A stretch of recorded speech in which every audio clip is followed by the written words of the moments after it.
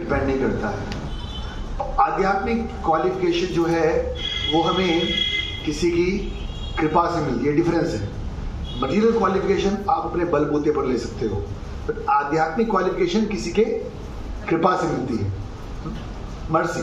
तो इसलिए हमें रेगुलर, जैसे आपको बिजली की सप्लाई रेगुलर चाहिए ना, कंटिन्यूस सप्लाई चाहिए, तो इसलिए आध्यात्मिक जीवन में भी कंटिन्यूस गाइडेंस, कंटिन्यूस मॉनिटरिंग भी, मॉनिटरिंग समझते हैं, क्योंकि हम भक्ति कर रहे हैं, कुछ गलती हो गया या हम भक्ति कर रहे हैं, हम प्रगति नहीं कर पा रहे, तो मॉनिटर चाहिए जो कि हमारे को हेल्प कर सके। तो इसलिए डिसाइपल और स्टूडेंट में डिफरेंस है, ये बात हमें क्लियर होना चाहिए। तो यहाँ पर आप फोटो देख रहे हो कि अगर आपने भगवद गीता की फोटो देखी होगी, ये भगवद गीता,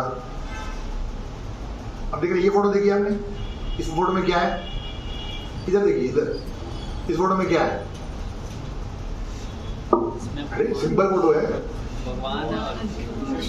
भगवान कृष्ण रथ चला रहे हैं, अर्जुन पीछे आराम से बैठे और चल रहे हैं, ये फोटो एक है। लेकिन थोड़ी देर में, विद इन 10 मिनट्स ये फोटो चेंज होगी, ये बन जाती है। अब भगवान रथ नहीं चला रहे हैं और अब अर्जुन कैसे बैठा है, सबऑर्डिनेट होकर। भगवद गीता का एक श्लोक है 2nd चैप्टर का 7th वर्स, वैसे याद तो नहीं होगा आपको, लेकिन फिर भी आप लोग अगर चाहें तो एक बार दोहरा सकते हैं। कार्पण्य दोषोपहत स्वभावा पृच्छामि त्वां धर्म सम्मूढ़ चेता यश्रेयस्यात् निश्चितं ब्रूहि तन्मे स्यानिश्चितं ब्रूहि तन्मे शिष्यस्तेऽहं साधिमां त्वां प्रपन्नम्। तो एक आपको होमवर्क दे रहा हूं मैं, श्लोक भगवद गीता सबके पास है, सबके पास है ना, और नहीं है तो लेके जाइएगा। भगवद गीता के चैप्टर 2 का वर्स नंबर 7 जो हमारे इस पूरी क्लास का बेस है, कि किस तरह से अर्जुन भगवान को अपने गुरु के रूप में स्वीकार करता है और स्वयं अपने आप को एक शिष्य के रूप में प्रस्तुत करता है। इसका अनुवाद आप पढ़ रहे, मेरे पीछे दबाइएगा। अर्जुन ने कहा, अब मैं अपनी दुर्बलता के कारण अपना कर्तव्य भूल गया हूँ और सारा धैर्य खो चुका हूँ। ऐसी अवस्था में मैं आपसे पूछ रहा हूँ कि जो मेरे लिए श्रेयस्कर है उसे निश्चित रूप से बताएं। मैं आपका शिष्य हूँ और आपका शरणागत हूँ, कृपया मुझे उपदेश दें। तो ये श्लोक में भगवद गीता के 2nd चैप्टर में अर्जुन अपने आप को भगवान का शिष्य स्वीकार कर रहा है। इससे पहले अर्जुन भगवान को क्या मानता था, अपना मित्र, सखा, उनके संग खाना, उनके संग बैठना, घूमना, और भगवान ने कहा कि ठीक है मैं तुम्हारा सारथी बनूंगा, तो अर्जुन ने भगवान को अपना सारथी बना दिया। लेकिन जब अर्जुन के मन में कंफ्यूजन्स, डाउट्स आए तो बोल रहा है कि अब मैं अपना कर्तव्य भूल रहा हूँ, मुझे समझ में नहीं आ रहा क्या है, और अब आपसे पूछता हूँ कि मेरे लिए जो ठीक है वो मुझे बताइए। ये बात ध्यान सुनिएगा। ज्यादातर हम वो काम करते हैं जो हमें अच्छा लगता है, बट शास्त्र कहता है कि हमें वो काम करना चाहिए तो हमारे लिए अच्छा है। समझ में आ रहा है? हम ज्यादातर वो काम करते हैं जो हमें अच्छा लगता है, लेकिन हमें वो काम करना है जो हमारे लिए अच्छा है। और 99.99% लोगों को ये नहीं पता कि उनके लिए क्या अच्छा है। और इस बात को अर्जुन अपने उदाहरण से बता रहे हैं। अर्जुन कोई साधारण व्यक्ति नहीं था। अगर आप सुनोगे महाभारत में, अर्जुन बहुत ही शक्तिशाली व्यक्ति था। उसने यहाँ तक कि भगवान शिव को पराजित किया था और भगवान शिव ने प्रसन्न होकर उनको अपने अस्त्र शस्त्र दिए थे। और मैंने सुना कि अर्जुन ने द्रौपदी को कैसे जीता था। तो Arjun was not a simple person, very qualified person. But जब जीवन के मुश्किल सवालों को उसने हैंडल करना है, क्या मुश्किल सवाल था कि एक तरफ भगवान मेरे को कह रहे हैं युद्ध करो, धर्म की स्थापना करनी है, और दूसरी तरफ युद्ध में मेरे सामने कौन है, मेरे संबंधी, रिश्तेदार, मेरे गुरु, मेरे पिता तुल्य लोग हैं। तो he was confused what to do. और आप देखोगे हम सब जीवन में कभी कभी कंफ्यूज होते हैं। ठीक बोला गलत बोला? मैंने गलत बोला। कैसे गलत बोला पता है? हाँ, हम कभी कभी कंफ्यूज नहीं होते हैं, we are always confused, we are always confused. आप समझ रहे हैं? तो इसलिए अर्जुन कह रहा है कि अब मैं आपसे पूछ रहा हूं कि बताइए कि मेरे लिए क्या श्रेष्ठकर है। अब मैं आपका शिष्य हूं। आप देखो, इससे पहले ये सेकंड चैप्टर चल रहा है, इससे पहले भगवान ने कुछ भी नहीं बोला, चुपचाप रथ चला रहे। अर्जुन ने बोला मेरे रथ लेके चलो, चले। कई बार लोग पूछती है ना कि अगर भगवान हमारे मित्र हैं तो हमें ज्ञान क्यों नहीं देते, हमारे को प्रॉपरली गाइड क्यों नहीं करते, हमें पाप करने से क्यों नहीं रोकते, हमें गलत काम करने से नहीं रोकते। आज संसार में इतना गलत हो रहा है तो क्यों नहीं भगवान रोक रहे भाई? ईश्वर का आंसर है क्योंकि भगवान चाहते हैं कि जब तक जीव स्वयं मेरे शरणागत होकर मुझे अपने गुरु गाइड में स्वीकार नहीं करता, तब तक मैं उसको ग्रहण नहीं करता। भगवद गीता के 15वें अध्याय में एक बड़ा इंपॉर्टेंट श्लोक आता है। 15वें अध्याय का 15वां श्लोक है, सर्वस्य चाहम हृदय सन्निविष्टो मता स्मृति ज्ञानम अपोवनम च। भगवान कहते हैं मैं बुद्धि देने वाला भी हूं और बुद्धि हरने वाला भी हूं। समझ रहे? दोनों काम भगवान ही करते हैं। जो व्यक्ति भगवान को समझना चाहता है भगवान उसको बुद्धि देते हैं, और जो व्यक्ति भगवान को भूलना चाहता है भगवान ऐसा अरेंजमेंट करते हैं कि वो कभी भगवान के दूर दूर पास भी नहीं आएगा, भगवान को पूरी रूप से बुला देता है वो व्यक्ति, भगवान उसको ऐसा उसकी बुद्धि का। तो भगवान यह कह रहे हैं कि अब जब अर्जुन कह रहा है कि आज मैं आपका शिष्य हूं और आपका शरणागत हूं, अब मुझे उपदेश दें। और तब आप देखो इसके बाद भगवान बोलना शुरू करेंगे। इससे पहले भगवान बोले नहीं। तो Krishna wants to help us, भगवान हमारे मदद करना चाहते हैं, लेकिन कब? जब हम मदद लेना चाहते हैं। आपने सुना ये गॉड हेल्प दोज, तो अगर हम चाहते हैं प्रॉब्लम से निकलना तब कृष्ण हमारा सहयोग है। मैंने कई बार ये उदाहरण देता हूं कि यदि कोई व्यक्ति रोगी है, समझ लो कोई व्यक्ति बीमार है, तो उसको उसका इलाज हो, उसके लिए किस चीज की आवश्यकता है? एक एक करके बोलो।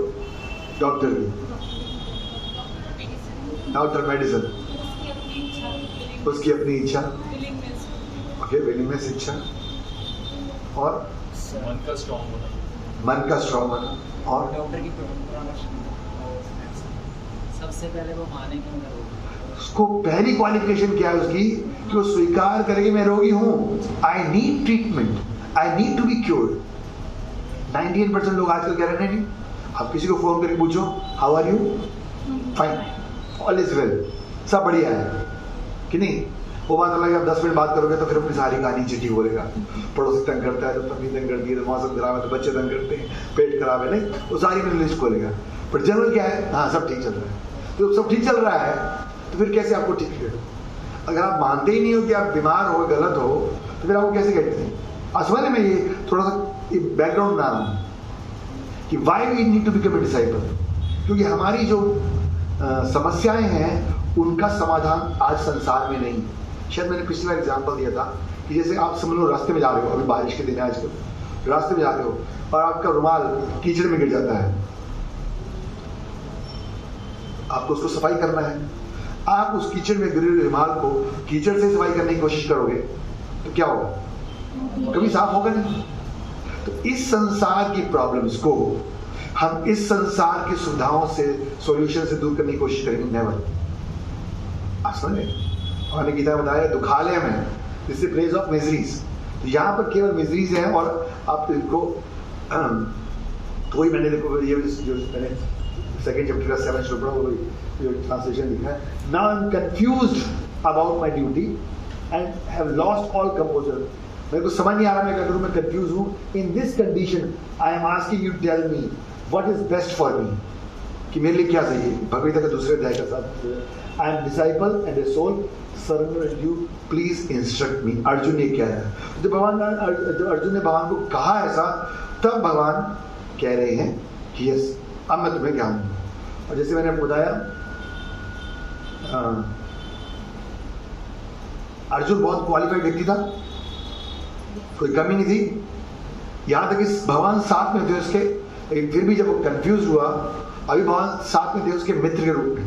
तो यहाँ पर एक पॉइंट जो मैंने लिखा बड़ा इंपॉर्टेंट है, material qualifications are practically useless in solving the problems of life. हमारे जीवन की जो वास्तविक समस्याएं हैं, भाई दी हमारे जीवन की समस्या क्या है? रोटी कपड़ा मकान हमारे जीवन की समस्या नहीं। आप देखोगे अडानी और अंबानी के पास तो बहुत रोटी कपड़ा मकान है, कोई कमी है, फिर भी जीवन में समस्या। तुम्हारी मेन समस्या क्या है? हमने बताया था आपको, डिवाइस कोर्स में बताया था हमारा।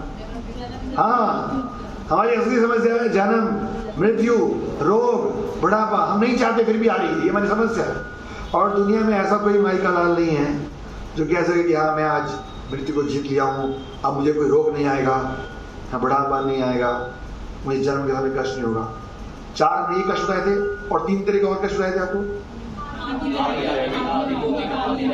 आपका टेस्ट हुआ था डिवाइस का टीम, सब पास हो गए उसमें, पक्का चेक नहीं होगा फिर, सर्टिफिकेट दे दिएगा आपको। इंटरेस्टिंग। चलो, तो 7 प्रकार के मिजरीज, 4 जन्म मृत्यु जरा व्याधि और 3 ये नेचर का कष्ट, दूसरे लोगों का कष्ट और अपने शरीर का। This is real misery and material qualification has no solution. ऐसा तो नहीं है कि आप पीएचडी स्कॉलर हो तो आपको बुढ़ापा नहीं आएगा, ऐसा तो नहीं है कि आप अमेरिका में जन्म लिए हो तो आपकी मृत्यु नहीं होगी। ये सब मटीरियल क्वालिफिकेशन है ना। तो मटीरियल क्वालिफिकेशंस आर यूजलेस। इसलिए हमें स्पिरिचुअल क्वालिफिकेशन के लिए स्पिरिचुअल गाइड है। हमने पिछला चैप्टर क्या था, identifying the divine guide, spiritual guide, है ना? याद है आपको कि नहीं है? इसका भी टेस्ट होगा, आपको पता है। और मैं आपको बताना चाहता हूँ, ये बुक आपने देखी कई लोगों ने, तो ये बुक हमारे पास अब अवेलेबल भी है। और इस क्लास में जो भी करा रहे हैं वो प्रैक्टिकली सारा इसके अंदर है। तो अगर किसी के पास ये नहीं है बुक तो you can collect from the book shop, मतलब वहाँ से ले सकते हैं। बड़ा अच्छे एग्जाम्पल्स के साथ सब कुछ जो हम बता रहे हैं वो इसी बेस पे है। तो you should go through it, खासकर जब आपको रिवीजन टेस्ट होगा तो आपको रिवाइज करने में बड़ा हेल्पफुल होगा। तो मैं क्या बता रहा था, क्योंकि मटेरियल क्वालिफिकेशंस नहीं है हेल्पफुल, इसलिए हमारे पास स्पिरिचुअल गाइड चाहिए। तो अभी बताइए हमने पिछली क्लास में क्या क्या पढ़ा था, उसके हम आगे चलेंगे, थोड़ा रिवाइज कर लेंगे। ये मैंने थोड़ा बेसिक बताया आपको। पिछली क्लास में क्या पढ़ा था, कहाँ तक पहुंचे थे? How to reach to ideal guru. Okay, क्या चर्चा किया? हाउ टू रीच, शरणागत होना। हाँ, ये क्वालिफिकेशन है डिसाइपल की। ये basically not how to reach, but when you already reach, then what is the qualification in yourself. हमारे अंदर क्या गुण होने चाहिए? तो क्या क्या गुण थे? समर्पण, जिज्ञासा और सेवा। तो ये श्लोक था ना, कौन सा श्लोक? हाँ, 4th चैप्टर का श्लोक था ये, 34 नंबर है, 434। वैसे अगर आप 420, 4th chapter verse number 34, 4th अध्याय का 34वां श्लोक। याद है किसको? याद किया किसी ने श्लोक? याद तो नहीं होगा, एक बार बोलते हैं इसको। तद विधि प्रणिपातेना परिप्रश्नेना सेवया उपदिक्ष्यन्ति ते ज्ञानम ज्ञाने तत्वदर्शिना। सिंपल, अगर आप ध्यान सुनोगे, तद विधि, विधि मतलब समझते हैं प्रोसीजर। तो गुरु को प्राप्त करने का, गुरु की कृपा प्राप्त करने का तरीका क्या है, विधि क्या है? फर्स्ट प्रणिपातेना, सरेंडर, शरणागति, प्रणिपातेना।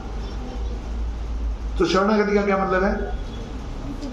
जाके लेट जाना गुरु जी के सामने, बस गुरु जी मैं आपके समर्पण हूँ, अब जो मर्जी आप कीजिए मेरा। अपने मन को गुरु के प्रति समर्पित। प्रणिपात में हमने क्या क्या सुना था, किसी को शेयर करना चाहिए? प्रणिपात आपको बताया गया ना कि प्रणिपात, उसमें आगे डिटेल समझा था आपने कि नहीं? डिटेल पेंडिंग है, तो हम थोड़ा सा इसके बारे में डिटेल में चर्चा करते हैं। तो फर्स्ट है सरेंडर। यह लिखा है, a disciple should submissively and humbly surrender to the spiritual master. मतलब कि शिष्य को अपने गुरु के पास जाकर विनम्रता पूर्वक अपने आप को शरणागत करना चाहिए। अब विनम्रता का मतलब क्या है? एक तो विनम्रता का मतलब ये है कि सिंपल सा मीनिंग आप देखिए, ये है कि one should consider oneself a fool in the front of guru. आप समझ रहे हैं? जब गुरु के पास जाओ तो आपको समझना चाहिए कि आप एक नंबर के, बताओ कोई तैयार है ऐसा करने को? सब तो बोलते हैं हमसे बढ़कर कौन, मैं तो सबसे बुद्धिमान हूं। हाँ, हो सकता है भौतिक जीवन में बुद्धिमान हो, but when it comes to spiritual life, जब आध्यात्मिक जीवन की बात है, जब आपको समझना है कि जीवन का लक्ष्य क्या है, तो आपको क्या करना है? ये ह्यूमिलिटी की क्वालिफिकेशन है, आइडेंटिफिकेशन है। ह्यूमिलिटी की पहचान क्या है? कि चाहे आप योग्य व्यक्ति हो, लेकिन आप क्या कह रहे हो कि गुरुजी मैं एक नंबर का मूर्ख हूं। मूर्ख मतलब मुझे इस विषय के बारे में कुछ नहीं पता। ठीक है यार, जैसे आप लोग कोई सीए है, कोई डॉक्टर है, कोई इंजीनियर है, आपको अपनी फील्ड के बारे में पता है, लेकिन आपको ये नहीं पता कि मनुष्य जीवन का लक्ष्य क्या है, हमें 7 प्रकार के कष्ट को सता रहे हैं। तो पहला पॉइंट लिखा है, one should consider himself a fool in front of guru. ठीक है, पहला पॉइंट। और सेकंड पॉइंट बहुत ही इंपॉर्टेंट है, यहां लिखा है one should put aside all pre conceived notion. समझते इसका मतलब क्या है? हिंदी बोलो। जो पहले हमारे अपनी विचारधाराएं हैं उनको एक साइड पे रखना है। अगर आप जो हमें अनरिलायबल सोर्सेज नहीं है, जैसे कि आज भारत में हर व्यक्ति, समझ लो एक व्यक्ति है, उसको मैं पूछूंगा कि आपको मेडिकल के बारे में पता है, वो बोलेगा नहीं मैं तो कॉमर्स का स्टूडेंट हूं, मेरे को मेडिकल के बारे में नहीं पता। एक व्यक्ति मेडिकल का स्टूडेंट है, उसके बोलूंगा इंजीनियरिंग के बारे में पता है, शायद वो मना कर देगा। लेकिन अगर आप किसी को भगवान के बारे में पूछोगे, सब बोलेंगे। सबका अपना अपना कोई ना कोई विचारधारा है जो कि उन्होंने अलग अलग जगह से प्राप्त किया है, तो उसको हमें एक साइड में रखना पड़ेगा। प्रभुपाद जी बड़ी छोटी सी कहानी सुनाते थे। एक बार एक बच्चा था, जैसे आप देखते हैं हम ये मृदंग बजाते हैं, ढोलक बजाते हैं ना, तो एक बच्चा एक टीचर के पास गया और बोला गुरुजी मुझे मृदंग बजाना सीखना है। तो गुरुजी बोला ठीक है, कल से आ जाना, तुम्हारी 200 रुपये फीस है। एक दिन बाद एक और बच्चा आया, बोला गुरुजी मुझे आपसे मृदंग सीखना है, लेकिन ना मैंने थोड़ा सा मृदंग पहले भी सीखा हुआ है। तो गुरुजी ने बोला तेरी फीस 500 रुपये है। बोला अरे पहले वाले बच्चे से आप 200 रुपये ले रहे हो, मेरे से 500 रुपये ले रहे हो, क्या बोला गुरुजी ने? जो पहले तुमने गलत सीखा है, पहले तो उसको इरेज करना पड़ेगा तेरे दिमाग से, फिर तुम्हें तेरे ऊपर ज्यादा मेहनत करनी पड़ेगी। आप समझ रहे हैं? तो हमारे बहुत सारी विचारधाराएं हैं। भगवान निराकार है, भगवान ज्योति है, भगवान निर्गुण है, भगवान थे पहले सृष्टि के पहले, अब नहीं है। We have so many misconceptions about भगवान को लेकर, धर्म को लेकर, भक्ति को लेकर। कोई बोल रहा है भक्ति मतलब सब कुछ छोड़कर हरिद्वार चले जाना भक्ति है, कोई सब कुछ ज्ञान प्राप्त करना भक्ति नहीं। तो हमारी बहुत सारी प्री कंसीव्ड नोशंस है, समझ रहे हैं मतलब। तो अगर शिष्य बनना है आपको, तो आपको क्या करना पड़ेगा?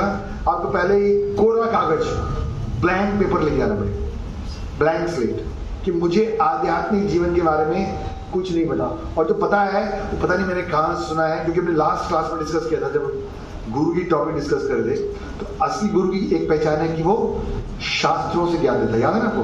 ही ऑलवेज कोट्स स्क्रिप्चर्स। तो पता नहीं जो हमने ज्ञान लिया है वो शास्त्रों से लिया है कि नहीं है। तो ये दूसरा पॉइंट बड़ा इंपॉर्टेंट है।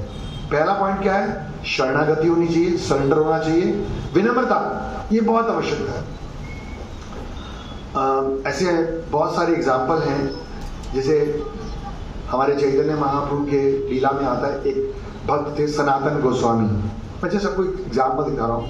वो बहुत धनी व्यक्ति थे, बहुत बड़े लिखे व्यक्ति थे, लेकिन जब वो चैतन्य महाप्रभु के सामने आए तो उन्होंने हाथ जोड़कर अपने आप को बिल्कुल मूर्ख रूप में प्रेजेंट किया और बोलते हैं कि लोग मुझे कहते हैं कि मैं बहुत बुद्धिमान हूँ, बहुत पढ़ा लिखा हूँ, धनी हूँ, ज्ञानी हूँ, लेकिन मैं तो इतना मूर्ख हूँ कि मुझे ये भी नहीं पता कि मैं कौन हूँ, के आमी, मतलब मैं कौन हूँ, के आमार, मेरे जीवन का लक्ष्य क्या है, और मुझे ये अनेक प्रकार के कष्ट क्यों सता रहे हैं। तो जब तक हमें ये नहीं पता है, तो जो चाहे आप पीएचडी स्कॉलर भी क्यों ना हो, आप बुद्धिमान नहीं हो। तो सनातन गोस्वामी एक सिंपल एग्जाम्पल दिखा रहे हैं कि चाहे वो भौतिक दृष्टि से मिनिस्टर थे, धनी व्यक्ति थे, लेकिन वो कहते हैं मेरे को अपने बारे में, अपने जीवन के लक्ष्य के बारे में कुछ ज्ञान नहीं है, इसलिए मैं क्या है, एक नंबर का मूर्ख हूं। और दूसरा पॉइंट में क्या पढ़ा कि उसको जो अपनी प्री कंसीव्ड नोशंस हैं उनको दूर रखना चाहिए। प्रभुपाद लिखते हैं कि अगर हम अपनी प्री कंसीव्ड नोशंस या माइंड में जो हमारे विचारधारा उसको बनाए रखेंगे, तो इस तरह से है जैसे कि एक बंजर भूमि, मैंने यहाँ एग्जाम्पल लिखा है इसलिए। If a disciple maintains his own reservations, समझ रहे हैं तो उसके बारे में क्या है, तो he is like a barren land. Barren मतलब समझते बंजर भूमि। आपने सुना है बंजर भूमि के बारे में? क्या होती है बंजर भूमि? जहाँ पर कुछ उपजाए नहीं, आप कितना बड़ी बीज डालो, कितना मर्जी पानी डालो, कुछ भी नहीं निकलने वाला उसमें से। तो प्रभा जी 2 एग्जाम्पल देते हैं, जैसे कि बैरन वुमेन है, समझ लो, जो बच्चे को जन्म नहीं दे सकती है, या एक बंजर भूमि है, तो उससे हमें कोई अन्न प्राप्त नहीं हुआ। ठीक उसी प्रकार वो शिष्य जो अपनी प्री कंसीव नोशंस को अपने पास रखता है, वो कभी भी दिव्य ज्ञान को स्वीकार करके और भक्ति अपने हृदय में प्रकट नहीं कर सकता। तो ये बड़ी इंपॉर्टेंट बात है। दूसरे शब्दों में, जैसे कि एक खेत को उपजाऊ बनाना जरूरी है, तो ऐसे शिष्य के लिए ये इंपॉर्टेंट क्वालिफिकेशन है कि his heart, his mindset, his intelligence should be fertile. समझे आप? मतलब ज्ञान को प्राप्त करने के लिए हम रिसेप्टिव होने चाहिए। रिसेप्टिव वर्ड समझ लो, रिसेप्टिव। तो हम ज़्यादा रिसेप्टिव नहीं होते। हम इवन जो केवल कथा में आते हैं, क्लासेस में आते हैं, बोलते ठीक है हम देखते हैं क्या बोल रहे हैं, but we are not ready to receive it as it is. तो इसलिए बहुत आवश्यक है। हाँ, जैसे क्यों बंजर भूमि में और फसल नहीं उग सकती है, इसी प्रकार जो शिष्य रिसेप्टिव नहीं है, मतलब अपने आप को अपने गुरु के सामने एक मूर्ख के रूप में प्रेजेंट नहीं कर पाता है और उसे ज्ञान स्वीकार करने के लिए नहीं है, तर्क कर रहा है। देखिए, तर्क करने में और प्रश्न करने में अंतर है। प्रश्न जरूर करना चाहिए, अगला पॉइंट था ना जिज्ञासा, तो प्रश्न करना चाहिए आपको। प्रश्न और तर्क में अंतर क्या है, तो बता देगा?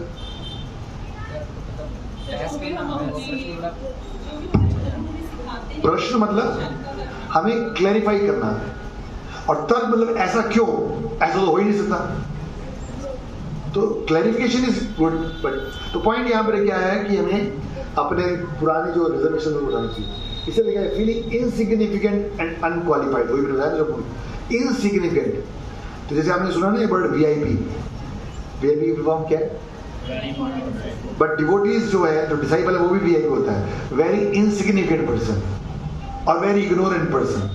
This is the first qualification. The first qualification of a disciple is that I have no qualification. आज समझ आया क्या बोला मैंने? क्या बोला मैंने? प्रभु रिपीट करो, हिंदी बोलो। शिष्य की पहली योग्यता क्या है? कि मेरे पास कोई योग्यता नहीं है, यही उसकी योग्यता है। समझ रहा है? मैं देखिए दोबारा कोई बीच में पॉइंट बोल रहा हूँ। आप ये नहीं सोचिए कि हम आपको कोई डोमिनेट करने की कोशिश कर रहे हैं कि आप सब लोग मूर्ख बैठे हो और मैं यहाँ पे पंडित बैठा हूँ। नहीं, हम सब लोग कोई समझना है कि जहां तक आध्यात्मिक विषय की बात है, हमें कुछ पता नहीं है। वी आर जीरो, इनसिग्निफिकेंट है और अनक्वालिफाइड है, इग्नोरेंट है। इसलिए हम्बल सरेंडर, मतलब विनम्र शरणागति की आवश्यकता क्यों है? क्योंकि इस विषय के बारे में हम जानते नहीं हैं और हमें कुछ पता नहीं है।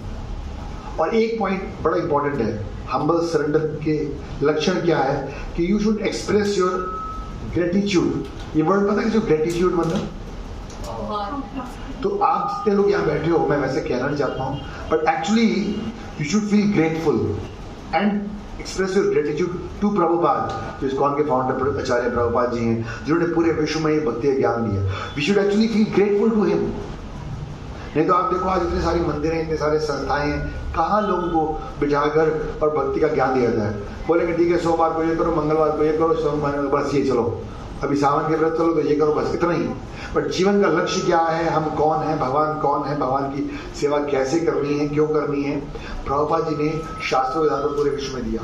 तो वी शुड एक्सप्रेस ग्रेटिट्यूड। तो गुरु is the mercy of Krishna. एक श्लोक लिखा है यहाँ पर, ब्रह्मांड भ्रमिते कौन भाग्यवान जीव, गुरु कृष्ण प्रसादे बाय भक्ति लता बीज। ब्रह्मांड समझते हैं, ये पूरा ब्रह्मांड। भ्रमिते मतलब घूमने, घूमते घूमते इस संसार में घूमते घूमते कौन भाग्यवान, one who is very fortunate. समझ रहे आप? इस संसार में लोग क्या सोच रहे हैं, मैंने बताया ना, जिसके पास फॉर्चुनर गाड़ी है वो फॉर्चुनेट है। हाँ, बट यहां लिखा है कि फॉर्चुनेट कौन है? गुरु कृष्ण प्रसादे पाए भक्ति लता बीज। वो व्यक्ति भाग्यवान है जो गुरु और कृष्ण की कृपा से भक्ति रूपी बीज को प्राप्त करता है। मैंने एग्जांपल दिया ना पीछे लैंड का, इसीलिए कि बंजर भूमि में है बीज, चाहे कितना ही अच्छा बीज हो वो फसल नहीं बनेगा। तो भक्ति रूपी बीज को हमें स्वीकार करना है। कृष्ण की भक्ति है और देने वाले कौन है? Guru. He is a gardener. तो गार्डनर ने बीज डालना है, लेकिन लैंड किसकी है? समझ गए? 3 चीजें हैं। भक्ति किसकी? कृष्ण की। तो सीड कृष्ण का है, डालने वाला गुरु है, और हम कौन है? Receiver, land. तो यहां लिखे one who is very fortunate, ब्रह्मांड ब्रह्मिते कौन भाग्यवान अजीव, गुरु कृष्ण प्रसादे पाए भक्ति लता बीज। One should feel grateful to his guru and Vaishnav and definitely never disrespect. ये बड़ी इंपॉर्टेंट पॉइंट है। तो हमें अपना ग्रेटिट्यूड एक्सप्रेस करना है, ग्रेटफुल रहना है। क्यों? क्योंकि हमें एक अपॉर्चुनिटी मिली है। बाय द वे आप में से कितने लोग एक्चुअली में सोच रहे हो ऐसे कि हम तो फंस गए, या आप में से कितने लोग सोच रहे हो आपको अपॉर्चुनिटी मिली है कि कुछ सीखने की? या I mean to say we should be honest also.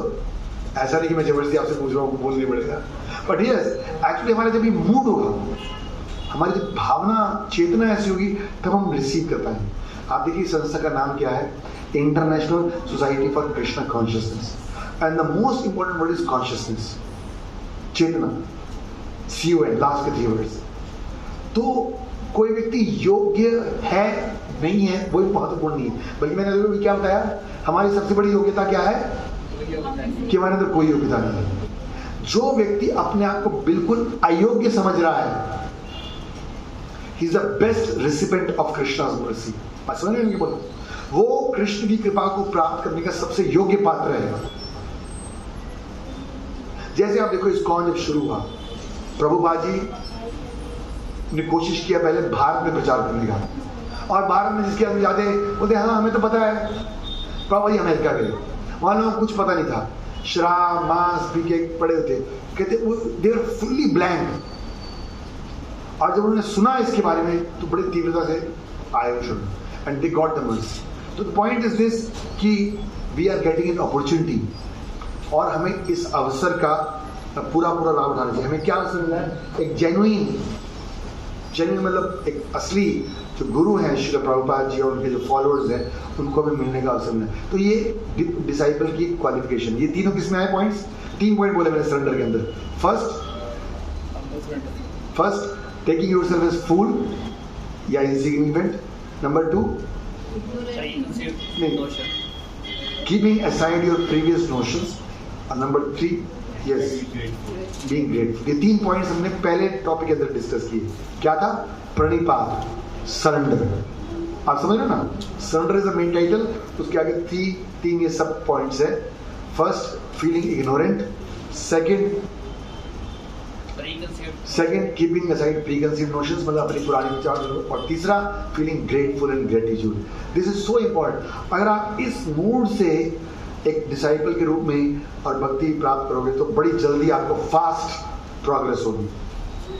एक बार प्रभुपाद जी से किसी ने पूछा, ध्यान से सुनिए, प्रभुपाद जी किसी ने पूछा कि प्रभुपाद जी आज आप पूरे विश्व में कैसे प्रचार कर पा रहे हो? How you are able to convert the whole world? लोग अपने घर वालों को नहीं बदल पाते और आप तो पूरे विश्व को बदल रहे हो। तो प्रभुपाद जी ने कहा कि क्योंकि मैंने अपने गुरु से बड़े विनम्र भाव से सुना है और शरणागत होकर, इसलिए मैं। सो an ideal Guru is an ideal disciple also. तो मतलब आइडियल जो आइडियल गुरु उसके वो आइडियल डिसाइपल भी होता है, मतलब उसको पूर्ण रूप से विनम्रता के द्वारा गुरु के प्रति समर्पित होना चाहिए। ठीक है, 3 पॉइंट्स क्लियर हो गए सरेंडर के बारे में। फिर सेकंड पॉइंट क्या था? जिज्ञासा। थर्ड विधि मतलब कि प्रणिपात है ना, तो ये वर्ड याद रखिएगा, संस्कृत में आप लिख सकते हो। सरेंडर को क्या बोलते हैं? क्या हम पूछेंगे आपसे एग्जाम में, टेस्ट में? प्रणिपात मतलब सरेंडर। इस संस्कृत का वर्ड है, but certain words you can remember, क्योंकि आगे जब आप फ्यूचर में कभी कभी जब इस कॉर्न में लेक्चर्स होंगे तो आप थोड़ा रिलेट कर पाओगे। तो प्रणिपात मतलब टू सरेंडर। उसके सेकंड वर्ड क्या है? परिप्रश्नेन। प्रश्न वर्ड पता है ना? अब देखिए प्रश्न मतलब क्या होता है? क्वेश्चन। बढ़िया वर्ड क्या है? परिप्रश्नेन। और प्रभु ने ट्रांसलेट किया परिप्रश्न में भी विनीत भाव से जिज्ञासा करना। This is again important. वहां है विनीत भाव से समर्पित करना, फिर सेकंड स्टेप है विनीत भाव से जिज्ञासा करना, एरोगेंटली नहीं, चैलेंजिंग मूड में नहीं, मुझे बताइए ऐसा क्या हुआ, चैलेंजिंग मूड में नहीं, आर्गुमेंटिव मूड में नहीं, एरोगेंट मूड में नहीं, विनीत भाव से, विनीत जिज्ञासा, परिप्रश्नेन। यहां लिखा हुआ है इंक्विजिटिवनेस, इंक्वायरी, संस्कृत में क्या बोलेंगे, परिप्रश्नेन। यहां लिखा है a disciple should be sincerely inquisitive about the ultimate goal of life. Sincere, जो आप जाते हो किसी गुरु के पास, साधु के पास, तो आप टाइम पास करने के लिए नहीं जा रहे हो, हाँ, आप असली में जानना चाहते हो। हाँ? किसके बारे में, अल्टीमेट गोल ऑफ लाइफ, जीवन के वास्तविक लक्ष्य के बारे में। ये श्लोक है, एक्चुअली बुक पे आपको सब कुछ मिलेगा, but still you can remember, तस्मात् गुरु प्रपदते, प्रपदते याद है ना, परिपात, वहीं से जाना चाहिए ईश्वर में। और क्या करना चाहिए, जिज्ञासु श्रेया उत्तमम, मतलब इसका मतलब क्या कि एक शिष्य को गुरु के पास जाना चाहिए, तस्मात् गुरु प्रपदते, उसके शरणागत होना चाहिए, और क्या करना चाहिए, जिज्ञासा करना चाहिए, क्या, श्रेयास उत्तमम, श्रेय उत्तमम, उत्तम वस्तु के बारे में जिज्ञासा करना चाहिए। तो आपको ये दो वर्ड याद रखने हैं संस्कृत में, एक है श्रेयास और एक है प्रयास। मैं यहां लिख रहा हूं, देखिए, एक वर्ड है प्रयास, ठीक है। प्रयास मतलब क्या है, short term goals. Short term goal जैसे कि शॉर्ट टर्म गोल्स क्या है, हमारे शॉर्ट टर्म गोल्स क्या है प्रभु जी, कुछ भी टारगेट है, कुछ भी हमने वहां जाना है। शॉर्ट टर्म मतलब हमें धन चाहिए, घर चाहिए, गाड़ी चाहिए, बच्चों का कैरियर सेटअप करना है, ये हमारा शॉर्ट टर्म गोल है। नेक्स्ट क्या है, लॉन्ग टर्म गोल्स, श्रेयास। तो ये दो वर्ड है ना, पहला वर्ड क्या था, प्रयास, दूसरा वर्ड है श्रेयास, लॉन्ग टर्म गोल, ठीक है। जब तक हम यहां पर हैं तब तक हमें शॉर्ट टर्म गोल्स भी करने हैं, बट प्रयास मतलब ultimate goal of life, long term goals. तो हमने क्या डिस्कस किया कि डिसाइपल को क्या करना चाहिए, जाकर क्या जिज्ञासा करना चाहिए, किसके बारे में, तस्मात् गुरु प्रपदते जिज्ञासु श्रेयास। गुरु के पास जाके प्रयास के बारे में नहीं पूछना, प्रयास आपको अपने कर्म के अनुसार से मिलेगा। आपको अपना कर्म करना है, कितना धन मिलेगा, कैसा परिवार मिलेगा, कितना बुद्धि मिलेगा, वो भगवान ने अपने कर्मों के हिसाब से दिया है। But Shreyas, long term goal के बारे में जो हमें है वो क्या करना है, हमें याद है ना, क्वालिफिकेशन ऑफ गुरु में भी बताया था कि जो हमें क्या करता है, आध्यात्मिक ज्ञान देता है, आध्यात्मिक आशीर्वाद देता है। और याद है बताया था क्वालिफिकेशन ऑफ गुरु में भी। तो ये दो वर्ड भी याद रखिएगा, प्रयास और श्रेयास। आप देखो ज्यादातर लोग इवन गुरु के पास भी जाते हैं, किसके लिए, प्रयास के लिए। गुरु जी लॉटरी का नंबर बता दो, गुरु जी मेरी लड़की की शादी कब होगी, मेरे बच्चे का एडमिशन कब होगा, मेरा घर कब बनेगा। तो he is not right disciple. इसीलिए यहां पर लिखा हुआ है, शो बॉटल मतलब समझते, दिखावे के लिए गुरु नहीं रखना है यार, दिखावे के लिए हमें शिष्य नहीं बनना है।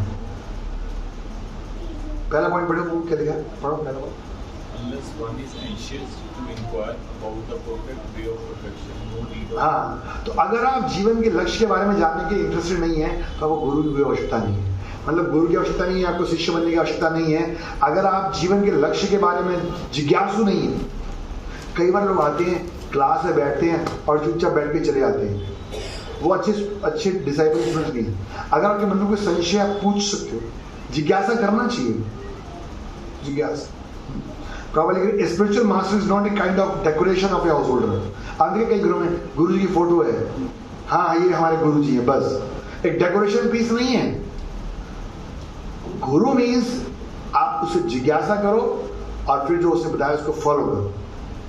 जस्ट नाम के वास्ते शो बॉटल की तरह नहीं। लिखा ना, generally A fashionable materialistic engages a so called Guru without any profit, और जो सीडो मास्टर है वो भी फ्लैटर करते हैं डिसाइपल को, और इसलिए दोनों ही नरक में जाएंगे। तो हमने डिस्कस किया था पॉइंट गुरु वाले चैप्टर में भी कि जो शिष्य है वो भी कोई नियम पालन नहीं बनाता, सिर्फ नाम के वास्ते गुरु रख लिया है, और जो गुरु है वो भी भक्ति के बारे में शिष्य को कुछ नहीं बताएगा, बस हाँ सब कुछ तुम्हारे घर में बढ़िया बढ़िया चले, तो प्रभुपाद कहते हैं दोनों ही, अगर गुरु भी अंधा है और उसके फॉलो करने वाले भी अंधे फॉलोअर हैं, तो दोनों ही नरक में जाने वाले हैं। तो पॉइंट इज दिस, ये सारा मेन पॉइंट है, a disciple should be inquisitive, उसको जिज्ञासा होना चाहिए, अंधविश्वासी नहीं होना चाहिए, ब्लाइंड फॉलोअर नहीं बनना है आपको, है? ऐसा नहीं कि मैंने कहा और आपने फॉलो करना छोड़ दिया, आपको क्लैरिफाई करना है कि ऐसा क्यों करना है, कैसे करना है, ठीक है ना। तो हमने चर्चा की कि एक तो जिज्ञासा करना है और विनम्रता से जिज्ञासा करना है। अब जैसे एक श्लोक यहाँ पर, हम श्लोक नहीं बोल रहे, बट भगवद गीता में जब भगवान ने बोला कि मैंने ये ज्ञान बहुत सालों पहले दिया था, ये भी 4th चैप्टर में ही है, भगवान अर्जुन को कह रहे हैं, आपको श्लोक याद करनी नहीं, बट मैं रेफरेंस दे रहा हूँ। अर्जुन कह रहा है कि भगवान ने बोला कि मैंने ये ज्ञान सूर्य देव को दिया था हजारों वर्ष पूर्व। तो अर्जुन को मन में डाउट हुआ, मेरी और आपकी उम्र तो एक जैसी है, we are of the same age, तो आप बोल रहे हो कि मैंने हजारों करोड़ों साल पहले ज्ञान दिया था, ऐसा कैसे संभव है? ये वो तर्क नहीं कर रहा कि ऐसा कैसे हो सकता है, वो लोग ऐसा कैसे हो, बताइए मुझे, हाउ इट इज। फिर अगले में ध्यान लिख रहे हैं कि right way of asking question, जैसे अर्जुन ने जिज्ञासा किया, ऐसा नहीं ब्लाइंड फॉलोअर की तरफ से, उसने पूछा how I am able to understand, मैं कैसे समझूं। देखिए वर्ड यहाँ पर आया अंडरस्टैंड, ठीक है, आप कह रहे हो कि आपने हजारों वर्ष पूर्व ज्ञान दिया, ठीक है, पर कैसे मैं इसको समझूं। और फिर आप अगले श्लोक में देखेंगे भगवान बताएंगे कि तुम्हारे और मेरे अनेक जन्म हुए हैं और मुझे तो सब याद है, बट तुम्हें वो याद नहीं है। आप समझ रहे ना, तो इसको बोलते इंक्वायरी और हम्बल इंक्वायरी। आप क्लैरिफाई कर सकते हो बट चैलेंजिंग मूड में नहीं। जैसे भगवान गीता में बता रहे हैं कि कोई भी व्यक्ति मुझे अपनी मटेरियल सेंस से नहीं दिखता। ज्यादातर लोग क्या क्वेश्चन करते हैं, ठीक है कहाँ है भगवान, दिखाइए मुझे भगवान, बट हमारी क्या क्वालिफिकेशन है? भगवान हमारे नौकर तो नहीं है कि हम बोलेंगे कहाँ है भगवान और भगवान हमारे सामने आके खड़े हो जाएंगे। हम तो इस दीवार के पीछे क्या हो रहा है वो भी नहीं दे सकते। तो हमें इंक्वायरी करनी है बट प्रोसीजर की, कैसे हम कैसे समझ सकते हैं। तो ये सेकंड पॉइंट था, क्या था? Humble inquiry, you inquire clarify. Third point क्या था? सेवा। आपने इंक्वायरी कर लिया, क्वेश्चन पूछ लिया, अब वो जो गुरु है वो आपको आंसर देगा उसका। अब ऐसा नहीं कि नाम के वास्ते क्वेश्चन तो पूछ लिया लेकिन करने अपनी मन की है, नहीं। When you ask a question, then whatever answer you get, वो आपको फॉलो करना है। तो यहाँ पर इसी वर्ष में था ये 4:34 में कि क्या करना है? तद विधि प्रणिपातेन परिप्रश्नेन सेवया, सेवा सेवा करना है, यानी कि सबमिसिव सर्विस। ऑफ कोर्स सेवा भी हमें विनम्र भाव से करनी है। नेचुरली कोई भी आदमी जो विनम्र नहीं है वो सेवा नहीं कर सकता। तो सेवा के लिए विनम्रता चाहिए ही चाहिए। जैसे हम बात करते हैं ना सेवा की, ज़्यादातर लोग सेवा से घबराते हैं, नहीं मैं तो धनी व्यक्ति हूँ, मैं तो सुंदर व्यक्ति हूँ, मैं तो पढ़ा लिखा व्यक्ति हूँ, मैं क्यों सेवा करूँ। तो इसीलिए यहाँ लिखा है सबमिसिव सर्विस का मतलब क्या है? पढ़िए प्रभु क्या है? A disciple should never be proud of his material qualifications. He should never be proud of his material qualifications like education, bodily beauty, wealth, height, etc. मतलब उसको गर्व नहीं होना चाहिए कि मैं ऊंचे खानदान में मेरा जन्म हुआ है, मैं सुंदर हूँ, मैं धनी हूँ, मैं बहुत पढ़ा लिखा हूँ, इसलिए मैं क्यों सेवा करूँ। आप देखो, आप कभी गुरुद्वारे में गए हैं? गुरुद्वारे में बड़े बड़े लोग भी आकर जूते भी सफाई करते हैं, पोछा भी लगाते हैं, किचन में प्रसाद भी बांटते हैं। वो ये नहीं सोच रहे हैं कि मैं तो बहुत धनी व्यक्ति हूँ, मैं तो बड़ा करोड़पति व्यक्ति हूँ, क्योंकि भगवान के सामने और जो गुरु जो भगवान का प्रतिनिधि है, रिप्रेजेंटेटिव है, उसके सामने हमारी मटेरियल क्वालिफिकेशंस काम नहीं आने वाली है। रादर एक जगह हमने सुना है कि ये मटेरियल क्वालिफिकेशंस एक्चुअली में डिसक्वालिफिकेशंस है। क्या बोला मैंने? मटेरियल क्वालिफिकेशंस आर, ये अगर किसी के पास ज्यादा धन है, किसी का ज्यादा पढ़ा लिखा है, ज्यादा सुंदर है, तो वो सेवा करने के योग्य नहीं है। क्यों? बोलिए। उसका ध्यान नहीं आता और पहले अपने अभिमान में रहेगा। हाँ, अभिमान और अहंकार रहेगा उसको। हाँ, अभिमान और अहंकार के कारण क्योंकि सेवा में कुछ झुकना पड़ेगा। समझ लो हम आपको बोलते हैं कि मंदिर में झाड़ू लगाइए, आप बोलो मैंने तो घर में कभी झाड़ू लगाई, मैं मंदिर में झाड़ू लगाऊं, मैं तो कपड़े भी नहीं धोए। फिर हम यहाँ बोलते नहीं, आप भगवान के मंदिर में आए, आप झाड़ू लगाइए, आप बर्तन सफाई कीजिए। हाँ, आप देखोगे हमारे भागवतम में और बहुत सारे ऐसे एग्जाम्पल हैं कैसे सेवा करके ही कोई प्रगति कर सकता है। इसलिए यहाँ लिखा है, by submissive service one can make greater progress than by merely acquiring scholarship and mastery over scriptures।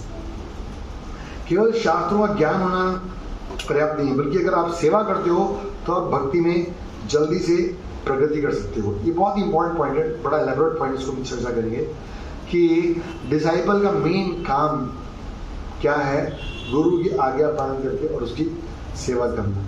तो क्या लिखा है कि भक्ति सेवा करके आप बड़ी जल्दी से प्रगति कर सकते हो। तो मैं आपको ये तीन एग्जाम्पल्स हम देंगे, ये बुक पे भी हैं, बड़े 3 स्टोरीज के रूप में हम बताएंगे। हम लास्ट शुरू करते हैं, किंग प्रताप रुद्र। तो ये जगन्नाथपुरी की स्टोरी है, आपने सुना भी होगा। जगन्नाथपुरी में एक राजा थे जिनका नाम था प्रताप रुद्र। बहुत बड़े राजा थे, लेकिन चैतन्य महाप्रभु उनसे मिलते नहीं थे, क्योंकि वो सोच रहे थे कि ये तो राजा हैं, राजा तो ज़्यादा धन, स्त्री, परिवार में बिजी रहता है। लेकिन राजा प्रताप बहुत बड़े भक्त थे, लेकिन फिर भी चैतन्य महाप्रभु दिखाने के लिए कि कैसे एक साधु सन्यासी को ज़्यादा भौतिकवादी लोगों से नहीं मिलना चाहिए, तो इसको इग्नोर कर रहे थे। तो जब जगन्नाथ जी की रथ यात्रा का समय आया तो राजा प्रताप ने क्या किया, झाड़ू से भगवान के रथ के आगे सफाई करना शुरू किया। आपको पता है आज भी रथ यात्रा में ये नियम है, जब जगन्नाथपुरी में रथ यात्रा होती है जगन्नाथ जी की, जो वहाँ का राजा है वो भगवान जगन्नाथ जी के सामने झाड़ू लगाता है। और जब चैतन्य महाप्रभु ने देखा कि वो भगवान की इतनी बड़ी उपाधि पर होने पर भी अब वो भगवान के आगे झाड़ू लगा रहे हैं सिंपल हम्बल वे में, तो बड़े प्रसन्न हुए और उन्होंने उनको स्वीकार किया। तो पॉइंट क्या है कि अगर हम विनम्रता सेवा करते हैं तो हम भगवान की कृपा को प्राप्त कर सकते हैं। सेकेंड एग्जाम्पल यहाँ पर हमने लिखा है नरोत्तम दास ठाकुर। ये भी एक बहुत धनी परिवार के, एक जमींदार के लड़के थे। तो इनको एक गुरु स्वीकार करने थे, उनका नाम था लोकनाथ स्वामी। लेकिन लोकनाथ स्वामी ने ये वचन लेकर रखा था कि मैं किसी को इतना शिष्य नहीं बनाऊंगा, क्योंकि वो बड़े विनम्र थे। वो कहते कि मैं इतना योग्य नहीं हूं कि मैं किसी को शिष्य बनाऊं। लेकिन नरोत्तम दास ठाकुर जानते थे कि यही मेरे गुरु बनने योग्य है, तो कई बार गए, बट उन्होंने उनको अपने शिष्य बनाने से मना कर दिया। तो एक दिन नरोत्तम दास ठाकुर, जो कि बहुत ही धनी करोड़पति परिवार से थे, जब रोज लोकनाथ गोस्वामी, उन दिनों में तो घरों में से अटैच वॉशरूम्स वगैरह नहीं होते थे, तो जंगल में जाके शौच पास करते थे। तो ये पीछे से नरोत्तम दास ठाकुर जब वो चले आते तो स्वयं जाकर उस जगह को सफाई करते। एक दिन निकल गया, 2 दिन निकल गया, लोकनाथ गोस्वामी सोचे कौन व्यक्ति है तो यहाँ पे रोज आके सफाई कर रहा है। और फिर उन्होंने छुप के देखा और देखते हैं कि नरोत्तम दास ठाकुर और स्वयं उसको सफाई कर रहे हैं। बड़े आश्चर्यचकित हुए और फिर उन्होंने उनको बोला कि तुम ऐसा क्यों कर रहे हो। तो उन्होंने बोला कि मैंने सुना है कि जब कोई व्यक्ति गुरु की विनम्र सेवा करता है तभी उसको ज्ञान मिलता है, और तब उन्होंने उनको अपने शिष्य रूप में स्वीकार किया। और तीसरा एग्जाम्पल मैं दे रहा हूँ भक्ति सिद्धांत सरस्वती ठाकुर। आप जानते हो इस्कॉन के फाउंडर आचार्य हैं श्रील प्रभुपाद जी, और उनके गुरु जी का नाम है भक्ति सिद्धांत सरस्वती ठाकुर। ब्रीफ में बता रहा हूँ, ये तो बहुत लंबा टॉपिक है। भक्ति सिद्धांत जी बहुत ही क्वालिफाइड व्यक्ति थे। उन्होंने जो बुक्स लिखी है ना इंग्लिश में, आज भी अगर किसी अमेरिकन व्यक्ति को भी पढ़नी है बुक्स तो उसको डिक्शनरी खोल के पढ़ना पड़ेगा। He was such a scholar person. But उन्होंने एक ऐसे व्यक्ति को गुरु के रूप में स्वीकार किया जो कि बिल्कुल ही इलिटरेट थे। आप मंदिर जाते हो, आप देखते हो मंदिर में हमारे जगन्नाथ जी हैं और फिर नीचे 5-6 फोटोज हैं, देखा है ध्यान से, प्रभुपाद जी हैं उनके, फिर गुरु जी हैं उनके, अपने याद है, देखा ना ऐसे। तो वो सब हमारे मतलब प्रीडिसेसर हैं, जैसे प्रभुपाद जी हैं उनके गुरु। तो प्रभुपाद जी के गुरु भक्ति सिद्धांत जी हुए, और भक्ति सिद्धांत जी के पहले जो गुरु हैं मतलब वो, उनका नाम था Gaur Kishore Das Baba ji. He was a complete illiterate, उनको अपना नाम तक लिखना नहीं आता था, लेकिन वो थे बहुत महान भक्त। तो भक्ति सिद्धांत जी उनके पास गए और बोले कि मुझे आपका शिष्य बनना है। तो गौरव जी ने बोला कि मैं तो अनपढ़ व्यक्ति हूँ, तुम इतने क्वालिफाइड व्यक्ति हो, तुम मेरे से शिष्य को बनाते हो, चले जाओ ऐसे, मैं नहीं शिष्य। एक बार 2 बार तो भक्तिदान जी अपने पिताजी के पास आए, पिताजी ने बोला नहीं नहीं तुम उन्हीं के पास जाओ। ऐसे 2-3 बार गए तो भक्तिदान जी को हर बार टरका देते। गौरव जी बोलते ठीक है मैं कल भगवान से पूछ के बताऊंगा, फिर बोला मैं भगवान को पूछना भूल गया, ऐसे टरका ही जाते बार बार। तो एक बार फिर आए तो गौरव जी बोले तो मानेगा नहीं, भाग गए वहां से। और जब भागने लगे तो भक्तिदान जी उनके पीछे पीछे भाग रहे हैं, कहते अगर आप मुझे अपना शिष्य स्वीकार नहीं करोगे तो मैं आत्महत्या करूंगा। छोड़ देखा इतना सिंसियर व्यक्ति है, और तब उन्होंने बोला कि ठीक है तुम मेरे पहले और आखिरी शिष्य हो। तो what I am trying to say is कि विनम्रता के साथ और सेवा करना जो है वो एक सबसे इंपॉर्टेंट क्वालिफिकेशन है। असली में जो भगवान का ज्ञान, आपने ये श्लोक पढ़ा ना, तद विधि प्रणिपातेन परिप्रश्नेन सेवया उपदक्षन्ति ते ज्ञानम ज्ञान तत्व दर्शना। असली में जो भगवान का ज्ञान है ना, it's not a question of academics. अपने ज्ञान से भगवान के बारे में नहीं समझ सकते हो। ब्रह्मा जी भी कह रहे हैं वेदेषु दुर्लभम, वेदों को पढ़कर भगवान को समझना दुर्लभ है। वेदेषु दुर्लभम अदुर्लभम आत्मभक्तो, लेकिन भगवान कह रहे मेरी भक्ति करने से मेरे बारे में सब कुछ जान जाते हैं। जैसे आप समझिए आप दिन में अपने छत पे खड़े हो, आप फोर्स नहीं कर सकते कि सूर्य प्रकट हो जाए, पर जब सूर्य प्रकट होगा तब आप सूर्य को देख सकते हो। अपनी शक्ति से आप सूर्य को देख नहीं सकते हो। Similarly Krishna has to reveal himself. Reveal होना अपने को प्रकट करेंगे। हम अपने प्रयास से शास्त्रों का अध्ययन करके भी हम भगवान के बारे में नहीं समझ सकते। आप बोलोगे अगर शास्त्रों का अध्ययन करके हम भगवान को नहीं समझ सकते फिर क्यों बिठा कर खाए यहाँ पर, फिर क्यों टीच क्लास ले रहे हैं? कौन देगा इस क्लास? जो आंसर देगा उसको गिफ्ट मिलेगा। समझ आया क्वेश्चन? ज्योतिमती क्वेश्चन समझ आया? हमने बोला अभी कि शास्त्रों को पढ़कर ज्ञान प्राप्त करके आप भगवान को नहीं समझ सकते, ना ही भगवान को जान सकते हैं। तो फिर हम यहाँ ज्ञान प्राप्त करने के लिए क्यों बैठे हैं, क्लासिक को बिगा रहे हैं? हम आप बोलिए। ताकि हमें पर्सनल एक्सपीरियंस जो आपको है वो हमें पता लग सके, आपसे कोई डाउट क्लियर हो सके। ओके, डाउट क्लियर हो सके। और शास्त्र में रास्ता दिखाएंगे। ओके, पर मैंने तो बोला ना कि शास्त्र के पढ़कर समझकर भी हम भगवान को नहीं आ सकते। हाँ पीछे भगवान ज्ञान और बुद्धि से परे है। हाँ तो भगवान ज्ञान और बुद्धि से परे हैं, इसलिए हमें शास्त्रों को पढ़कर भगवान को नहीं समझ सकते। तो फिर हम यहाँ शास्त्रों को क्यों पढ़ रहे हैं? गीता में पढ़ा रहा हूँ ना आपको, बिल्कुल ठीक बोला हमने कि भगवान शास्त्रों और ज्ञान से परे हैं। तो भगवान शास्त्र और ज्ञान से परे, फिर हम शास्त्र क्यों पढ़ रहे हैं? पढ़ने की जरूरत ही नहीं है। बोलो तो कि शास्त्र पढ़ने के बाद भगवान समझ नहीं आने वाले हैं। हाँ शास्त्र वो ज्ञान का रास्ता है। अरे भैया तो वही तो बोल रहे हैं, ज्ञान तो चाहिए ही नहीं भगवान को समझने के लिए। हाँ भगवान को हम अपनी बुद्धि से नहीं समझ सकते, लेकिन अगर हम शास्त्र नहीं सुनेंगे पढ़ेंगे तो हम कभी भी हम किसी के भी बहकाव में आगे बढ़ सकते हैं। ओके, शास्त्रों को नहीं पढ़ेंगे तो किसी के बहकाव में आगे बढ़ सकते हैं। शास्त्रों के साथ भक्ति जरूरी है। और कोई कुछ बोला था? लास्ट चीज बोलो पीछे, हाथ पूरा खड़ा किया करो, शर्माते हुए हाथ बोलो। हाँ तो फिर क्लास को लगाए, क्लास में तो हम बताइए क्लास लगाने की जरूरत क्या है? एनवायरनमेंट बन जाता है उसका।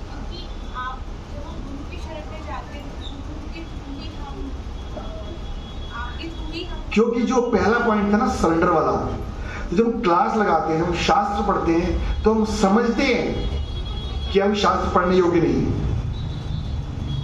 शास्त्र बताते हैं कि हम एक तरफ हमने बोला कि शास्त्रों को पढ़कर भगवान को नहीं समझते, और शास्त्र पढ़ने से समझ में आता है कि भगवान कितने महान है, हमारी बुद्धि कितनी सीमित है, हम अपनी सीमित बुद्धि से इतने महान भगवान को नहीं समझ सकते। इसलिए हमें go to the first step, क्या?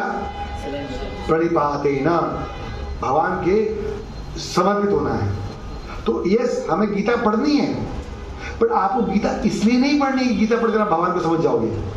आप गीता पढ़कर ये समझोगे कि भगवान कितने महान है और मैं भगवान को नहीं समझ सकता। इसलिए जो गीता का आखिरी उपदेश है, सर्वधर्मान परित्यज्य माम एकम शरणम व्रज, की मेरी शरण में आओ और भक्ति करो, वो करेंगे। नहीं तो क्या है, हम ज्ञान के बस रास्ते को फॉलो करेंगे, अपनी बुद्धि को पर भरोसा करके हम बुद्धि के बल पर, ज्ञान के बल पर भगवान को जाना चाहेंगे। तो इसलिए यहाँ लिखा है, जो मैंने यहाँ लिखा था, by merely acquiring scholarship and mastery over scriptures.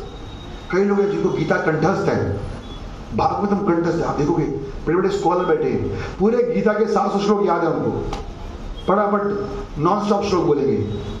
लेकिन अगर भक्ति नहीं है, शरणागति नहीं है, तो हम भगवान को नहीं समझ सकते। तो इसलिए सेवया, तो हम पॉइंट डिस्कस क्या कर रहे हैं, सेवा करो। आपको एक बड़ा इंपॉर्टेंट स्टोरी सुनाते हैं, फिर हम खत्म करेंगे। एक बार 2 स्कॉलर थे, वो भक्ति सिद्धांत जी के पास आए और उन्होंने बोला हमारा कुछ प्रश्न है, क्वेश्चन है भगवान को लेकर। भक्ति सिद्धांत जी जानते थे कि क्वेश्चन लेकर तो आए हैं, लेकिन इनके अंदर थोड़ा अहंकार है स्कॉलरशिप का। तो उन्होंने जान के बोला कि मैं ना थोड़ा भी व्यस्त हूँ, मेरे 2 शिष्य अंदर हैं, बैठे हैं, आप उनसे जाके क्वेश्चन क्लैरिफाई कर लो। वो चले गए अंदर। उनके शिष्य उस समय भगवान की रसोई में बर्तन साफ कर रहे थे, भगवान को भोग लगाते थे बर्तन। तो उन शिष्य ने बोला हाँ आइए बैठिए, हम आपके प्रश्नों का उत्तर देंगे, लेकिन अभी ना हम थोड़ा भगवान के बर्तन सफाई कर रहे हैं, उसके बाद देते हैं। और अगर आपको जल्दी है तो आप भी हमारी हेल्प कर दो, जल्दी काम हो जाएगा, जल्दी फ्री हो जाएंगे, जल्दी आपके क्वेश्चन कहाँ से मिलेंगे। और इस तरह से उन्होंने क्या किया, दोनों शिष्यों ने उन दोनों स्कॉलर्स को भी भगवान की सेवा में ला दिया। और उन्होंने सेवा किया, तो सेवा जब खत्म हो गया, तो क्योंकि जब सेवा से भगवान प्रसन्न होते हैं और फिर भगवान हमारे को बुद्धि देते हैं, ज्ञान देते हैं, तो जानने लगे।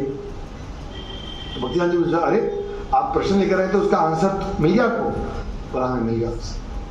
भगवान गीता में कहते हैं तेषाम सतयुक्तानाम भजताम प्रीतिपूर्वकम ददामि बुद्धि योगम, ददामि I will give the intelligence. Books will give us knowledge, but Krishna will give us intelligence to understand that knowledge. और कब कृष्ण देंगे? Depending on our service. भगवान की जब हम सेवा करते हैं तब हमारे को भगवान बुद्धि देते हैं कि हम उस ज्ञान को समझ सके। अदरवाइज ज्ञान से परे, भगवान भी ज्ञान से परे और ज्ञान हमारे से परे है। भगवान ज्ञान से परे और हम ज्ञान से परे, इसलिए हमें समझ नहीं आएगा कि भगवान बुद्धि देते हैं कब? सेवा। तो हम जो टॉपिक डिस्कस कर रहे हैं सर्विस वाला, ये बड़ा इंपॉर्टेंट है। जैसे हम आपको बोलते हैं हरे कृष्ण मंत्र का जप करने के लिए, ये भी एक सेवा है, भगवान की सेवा है ना।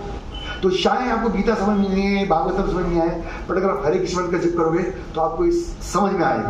देन कृष्ण विल रिवील, फिर भगवान अपने आप को प्रकट करके हमें समझाएंगे। तो इसलिए सबमिसिव सर्विस, विनम्रता पूर्वक सेवा करना बहुत आवश्यक है। और कोई भी सेवा, जैसे मैंने पिछले स्लाइड में चर्चा किया, आप ये नहीं सोचिए कि मैं बहुत बड़ा हूं या छोटा हूं। अगर आप वो सेवा कर सकते हैं तो मैं बड़े रुचि की सेवा करनी चाहिए। सेवा करने से भगवान और गुरु की कृपा प्राप्त होती है। भक्ति is a topic of mercy, not of academics and knowledge. हाँ, मैं दोबारा बता रहा हूँ, एकेडमिक्स एंड नॉलेज इसलिए जरूरत है कि हम समझ सके कि सर्विस इज इंपॉर्टेंट। समझ लो, ज्ञान हम इसलिए ले रहे हैं कि भगवान इतने महान, हम इतने छोटे, तो भगवान का ज्ञान तो हमें समझ नहीं आएगा, इसलिए भगवान की सेवा में जुड़ते हैं। अगर आप ज्ञान नहीं लोगे तो आपको लगेगा नहीं शायद मैं ज्ञान से भी भगवान को समझ सकता हूँ, तो लोग कहते ठीक है ज्ञान। आप पूरी भगवद्गीता को पढ़ो, भगवद्गीता में भगवान ने अपने बारे में बताया है, और जब भगवान के बारे में पढ़ोगे भगवान इतने महान है। लेकिन फिर हम देखते हैं कि अरे भगवान इतने महान है, फिर भी अर्जुन का रथ भी चला रहे हैं, सर्वेंट भी बन गए उनके। क्यों? क्योंकि अर्जुन ने भगवान को चुना था, सेवा की। तो फिर हम क्या है, अपने आप को भगवान के प्रति समर्पित। आपने सुनी ना स्टोरी महाभारत की, कि महाभारत युद्ध के शुरू होने से पहले अर्जुन और दुर्योधन दोनों गए थे भगवान के पास, सुना ना? तो भगवान ने बोला क्या चाहिए, दोनों मांग लो। तो भगवान ने देखा 2 आदमी आए, तो उन्होंने बोला एक तरफ मेरी सेना है और दूसरी तरफ मेरी मैं हूँ, लेकिन कंडीशन क्या है कि जहाँ मैं रहूँगा मैं लड़ूंगा नहीं। तो दुर्योधन ने बोला लड़ोगे नहीं तो आपको पूजा थोड़ा करनी है आपकी, युद्ध में तो लड़ाई करने वाला नहीं चाहिए। उन्होंने बोला मुझे तो आपकी सेना चाहिए, पूरी द्वारका की सेना भगवान ने दे दी उसको। और अर्जुन का नंबर आया, अर्जुन ने बोला मुझे तो आप चाहिए, क्योंकि भगवान के प्रति पूरा श्रद्धा था उसका। हम देखते अंत में फिर भगवान उनके सारथी बन गए। तो कितने महान है भगवान, कि पूरी सृष्टि के स्वामी हैं, लेकिन कहाँ वो अपने भक्त का रथ भी चलाने को तैयार है। तो इसका मतलब हम समझ सकते हैं कि जो व्यक्ति भगवान की सेवा करता है उसके लिए भगवान को समझना आसान है। यहां तक हमने डिस्कस किया था, और भी डिस्कस किया था 3 पॉइंट्स और डिस्कस करना कि खत्म करें। एक पॉइंट और लेते हैं एटलीस्ट यहाँ। तो ऑफकोर्स 4th क्वालिफिकेशन है devotion to the lord. 14 point शिष्य की योग्यताओं में क्या है कि भगवान का भक्त होना चाहिए। ये भी गीता का श्लोक है 4th चैप्टर का 3rd श्लोक यहाँ में लिखा है कि अर्जुन को भगवान कह रहे हैं, हे अर्जुन मैं तुम्हें ज्ञान इसलिए दे रहा हूँ क्योंकि तुम मेरे भक्त हो। भक्तोसी में सखा चेती रहस्यम ही इतत उत्तम। ये उत्तम रहस्य मैं तुम्हें इसलिए दे रहा हूँ क्योंकि तुम भक्तोसी में, तुम मेरे भक्त हो और मेरे मित्र हो। तो disciple should be devotee of the Lord. मतलब ऐसा नहीं है कि शिष्य ज्ञान तो प्राप्त नहीं आता है पर वो भगवान का भक्त नहीं है। तो भगवान के प्रति उसकी पूरी श्रद्धा और भगवान के प्रति उसकी भक्ति होनी चाहिए। भगवान का भक्त होना जरूरी है। मैं आपको एक स्टोरी सुना के फिर हम फिनिश करेंगे। एक गीता के ऊपर स्टोरी है। तो एक शिष्य था, उसके गुरुजी ने बोला था कि तुम रोज गीता पढ़ा करो। उसको गीता पढ़नी आती नहीं थी। वो उल्टी किताब लेकर और पढ़ने की कोशिश करता और रोता रहता था और सारे लोग उसके आले दुआले खड़े होकर उसका मजाक उड़ाते थे।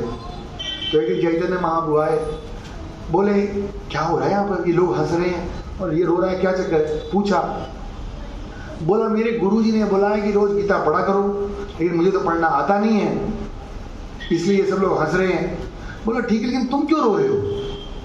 बोला मुझे गीता पढ़ना तो नहीं आता लेकिन जब मैं गीता का कवर देखता हूँ और देखता हूँ कि वो भगवान कृष्ण जो कि पूरी सृष्टि के स्वामी हैं वो किस तरह से अर्जुन के पार्थ सारथी बनकर उनका रथ चला रहे हैं तो मेरे अंदर बड़ा आनंद आता है कि भगवान कितना भक्तों से प्रेम करते हैं। तब चैतन्य महाप्रभु ने बोला असली में तुमने पूरा गीता का सार समझ लिया है। तो क्या हुआ था, उस शिष्य ने क्या किया था, अपने गुरु की आज्ञा का पालन किया था। क्या आज्ञा थी कि तुम रोज गीता पढ़ो। बस सबमिसिव सर्विस का मतलब क्या है डिवोशन में कि हमें उसको पूरा विश्वास था। तो जो गुरुजी ने बोला है बस, तो ये है भगवान की भक्ति। भगवान की भक्ति करने से हमारे को सारा ज्ञान अपने आप मिलेगा। तो इसलिए जो डिसाइपल है उसको भगवान का क्या है, भक्त होना चाहिए, बहुत जरूरी है, इंपॉर्टेंट पॉइंट। ऐसे भी 2-3 पॉइंट्स और हैं। किसी कोई क्वेश्चन तो नहीं है? हाँ, गीता पढ़ने के लिए संस्कृत में श्लोक क्यों याद रखने की जरूरत है? जैसे हम हिंदी में, मैंने तो नहीं बोला कि गीता पढ़ने के लिए संस्कृत आनी चाहिए, संस्कृत श्लोक याद रखना चाहिए। तो मतलब सीधा आप अगर नहीं पढ़ पाते हैं संस्कृत श्लोक तो जो इसका अनुवाद है हिंदी में वो भी आप पढ़ सकते हैं। मेन बात तो समझ आनी चाहिए। हाँ, मेन बात ये समझ लीजिए। हाँ, अगर आप कल को in future if you want to become preacher, teacher मतलब ये नहीं बन फुल टाइम, पर सब आपको लगता है कि हाँ इतना इंपॉर्टेंट नॉलेज है मुझे बाकी लोगों के साथ भी शेयर करनी चाहिए। तो जब आप शेयर करते हो ना नॉलेज, तो जैसे मैं बोल रहा हूँ संस्कृत के श्लोक, तो इससे एक बात को बोलिए कि मैं अपने मनगढ़ंत बात नहीं बोल रहा हूँ, मैं गीता से कोट करके बोल रहा हूँ, आप उसको रिलेट कर सकते हो। तो इस तरह से जो हमारी टीचिंग्स हैं या जो हमारा प्रचार है इट बिकम्स ऑथेंटिक। समझ रहे बात? कल को अगर मेरे को आपको किसी को बताना है तो अगर आप संस्कृत का श्लोक कोट कर पाते हो तो इट बिकम्स ऑथेंटिक। और मैं आपको एक बड़ी चीज़ बता रहा हूँ कि संस्कृत के श्लोक याद करने के लिए आपको संस्कृत आने की जरूरत नहीं है। मैंने तो संस्कृत कभी नहीं पढ़ी, मेरी तो हिंदी भी कमजोर थी बहुत, लेकिन अगर आप रेगुलर पढ़ेंगे सुनेंगे, भगवान हृदय में बैठे हैं, ज्ञान देते हैं। ठीक है, तो और किसी कोई क्वेश्चन है इस टॉपिक के बारे में? अगर नहीं तो हमें एक लास्ट टॉपिक और एक क्वालिटी देते हैं, unflinching faith in the order of गुरु। तो चौथा पॉइंट था कि उसको भगवान का भक्त होना चाहिए, और पांचवा पॉइंट है कि उसका गुरु के बातों में, वाणी में पूरा श्रद्धा होना चाहिए। देखिए पहले 3 पॉइंट्स में समझ लिए ना, सरेंडर, इंक्विजिटिवनेस, सेवा, और फिर 4th डिवोशन टू लॉर्ड। अब 5th है unflinching faith in the order of गुरु।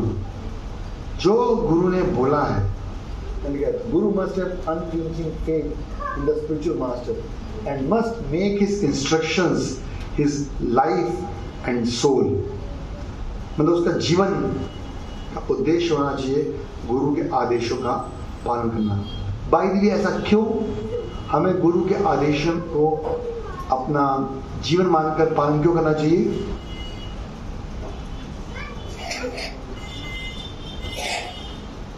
कैसे कर सकते हो? कोई बात नहीं कर। Why we should take the instructions of Guru as life and soul?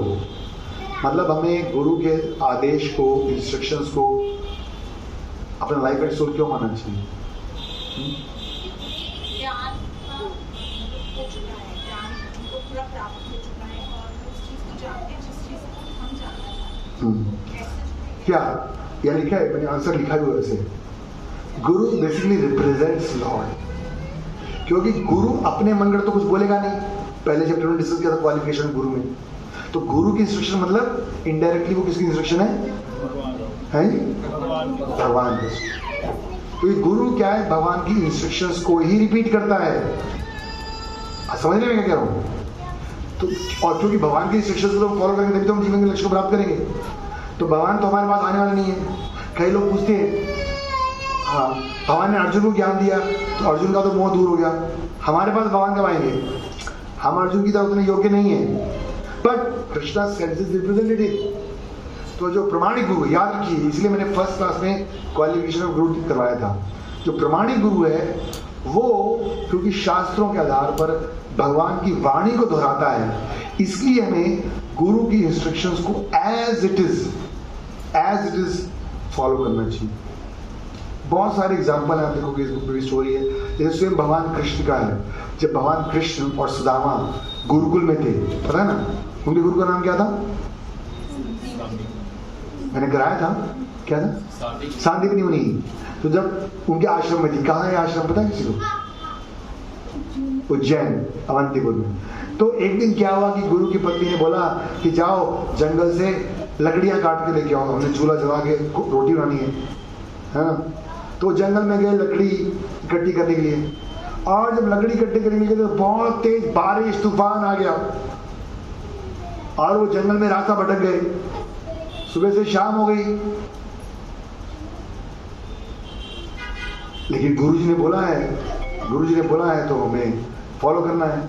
शाम को जब बारिश कम हुई और गुरुजी ढूंढते आए तो देखा अभी भी ये कृष्ण, भगवान स्वयं कृष्ण वो लकड़ियां इकट्ठा कर रहे थे, बारिश में रुक गए थे। तो गुरुजी बड़े प्रसन्न और उनको आशीर्वाद दिया उन्होंने, क्योंकि भगवान को आशीर्वाद प्राप्त करने की जरूरत नहीं है गुरु से, भगवान स्वयं भगवान है। उन्होंने बोला कि जो भी तुम्हारे पास ज्ञान है तुम्हें हमेशा स्मरण रहेगा, तुम कभी उसको भूलोगे नहीं। तो पॉइंट इज दिस, अगर हम गुरु की टीचिंग्स को एज इट इज फॉलो करते हैं, so whatever we learn from guru, जो भी हम गुरु से सीखते हैं हमारे को स्मरण रहता है। और हमें क्योंकि गुरु जो बोल रहे हैं वो भगवान की वाणी है, तो इसलिए हमें उसको एज इट इज स्वीकार करना चाहिए। बहुत सारे एग्जाम्पल्स हैं। एक और एग्जाम्पल यहाँ पर हम पढ़ेंगे, शायद इसमें आएगा। एक शिष्य थे, उनका नाम था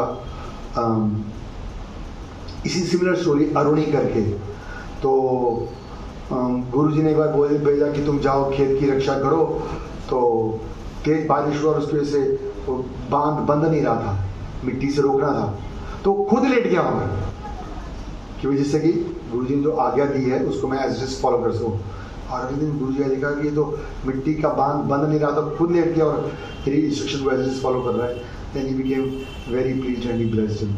मैं जो पॉइंट बताने की कोशिश कर रहा हूँ कि हो सकता है कि शुरू में हमारे को गुरु की इंस्ट्रक्शंस थोड़ी सी मुश्किल लगे फॉलो करना, पर जैसे कि मैंने 2-3 स्लाइड्स पहले का डिस्कस किया था कि अर्जुन कह रहा है कि आप मुझे वो ज्ञान दीजिए जो मेरे लिए अच्छा है। तो गुरु हमेशा हमारे को वो इंस्ट्रक्शंस देते हैं जो हमारे लिए अच्छा है, हमें अच्छा ना लग रहा हो। आप समझ रहे हैं? जैसे हम बोलते हैं लोगों को क्या को सुबह 4 बजे उठना चाहिए। अब किसको अच्छा लगता है सुबह 4 बजे उठना? किसी को अच्छा लगता है? किसी को अच्छा लगता है?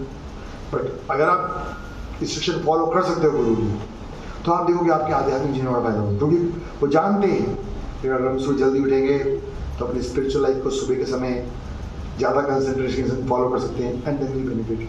तो it is very very important qualification of disciple. हम रोज मंदिर में आरती गाते हैं 7:30 बजे, तो उसमें एक लाइन आती है यही वाली, गुरु मुखा पद्मा वाक्या चित्तते करिया एक्या, कि जो गुरु के मुख से वाक्य निकला है उसको चित्त हृदय में मतलब पूरा धारण करना है और उसको as it is strictly strongly follow करना है। ऑफकोर्स याद रखना है कि गुरु ऑथेंटिक होना चाहिए, हमने पहले डिस्कस किया। Once you decide to follow a genuine guru then you should follow, फिर कोई किंतु परंतु नहीं है। ऑफकोर्स इसका ये नहीं सोचिए कि अरे गुरु जी ने कोई हमें बहुत इम्पॉसिबल सी इंस्ट्रक्शन दे दी, फिर कैसे करेंगे। गुरु इतने मूर्ख नहीं है, वो जानते हैं कि उसका डिसाइबल कितने पानी में है, वो कितनी इंस्ट्रक्शन फॉलो कर सकता है। 10वीं क्लास का बच्चे को 12वीं का पेपर तो नहीं आएगा ना, 10वीं का पेपर आएगा ना। तो गुरु नोज कि how much you are caliber, how much you can follow, but हमारे को ईगरली फॉलो करने का प्रयास करना चाहिए। और अगर हम गुरु की इंस्ट्रक्शन को नहीं फॉलो करते हैं तो क्योंकि गुरु हमारे कैपेबिलिटी के अनुसार जानता है कि व्हाट आर द पिटफॉल्स समझते हैं, गड्ढे हम कहाँ गिर सकते हैं। तो अगर गुरु की आज्ञा नहीं पालन करेंगे तो भी हमारा आध्यात्मिक जीवन। तो ये 5th पॉइंट था कि unflinching faith. And why unflinching faith in Guru? Because Guru is repeating the instructions of Krishna and scriptures, और भगवान और शास्त्रों की वाणी को दोहरा रहे हैं, इसलिए हमें अनफ्लिंचिंग फेथ होना चाहिए। So we'll stop here, 5th point पे 2-3 पॉइंट्स और हैं वो भी। It's a very very important topic, क्योंकि याद रखिए एग्जाम्पल याद रखिएगा, गुरु क्वालिफाइड होना चाहिए, शिष्य क्वालिफाइड होना चाहिए, पक्का भक्ति आएगी। जैसे कि अगर माली एक्सपर्ट है और खेत उपजाऊ है तो पक्का पैदावार होगी। तो इसलिए ये दोनों टॉपिक्स इंपॉर्टेंट है, क्वालिफिकेशन ऑफ गुरु और क्वालिफिकेशन ऑफ डिसाइपल। और most important qualification of disciple है। और याद रखिए सबसे बड़ी क्वालिफिकेशन क्या है कि वी हैव नो क्वालिफिकेशन, मतलब मटीरियल क्वालिफिकेशन नहीं चाहिए आपको, कोई पीएचडी स्कॉलर है, कोई करोड़पति नहीं, स्पिरिचुअल क्वालिफिकेशन चाहिए।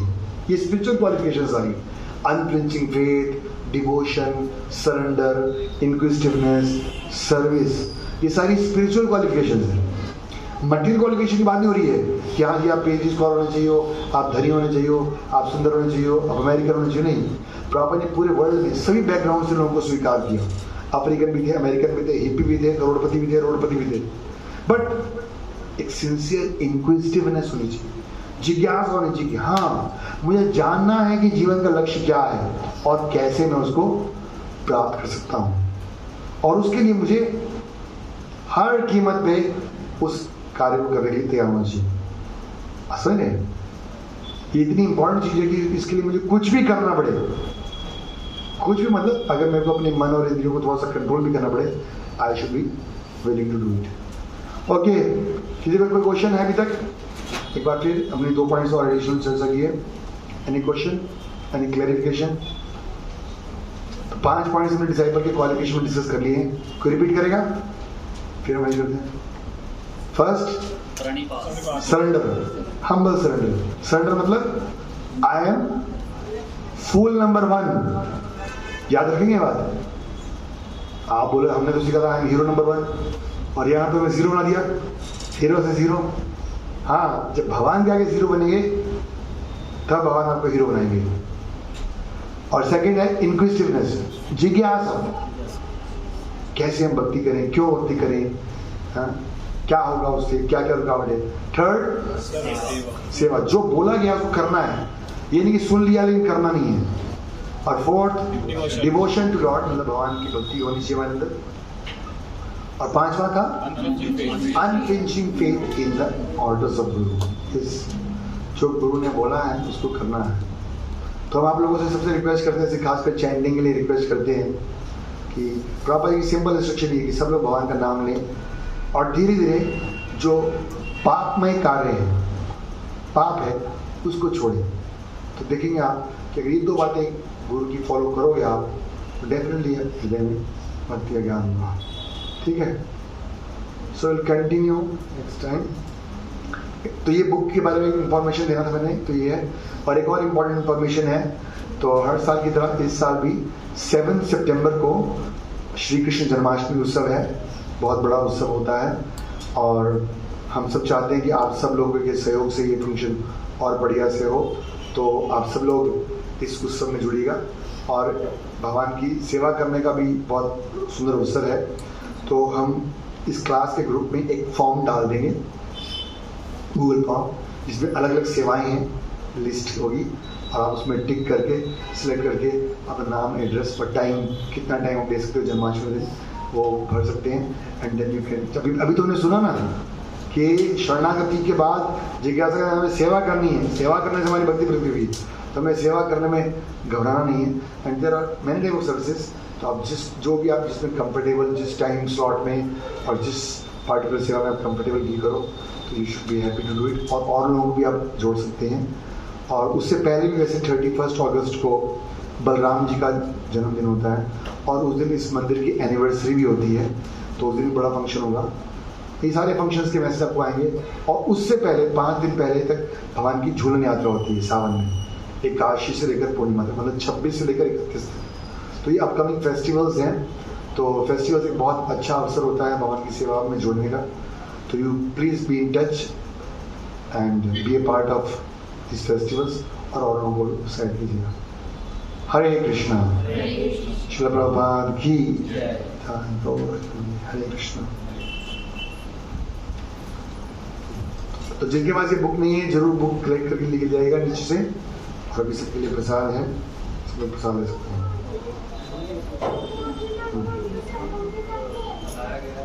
एक मिनट, इसको बंद कर दो, बंद करना इसको प्रभु, इसको एंड कर दो।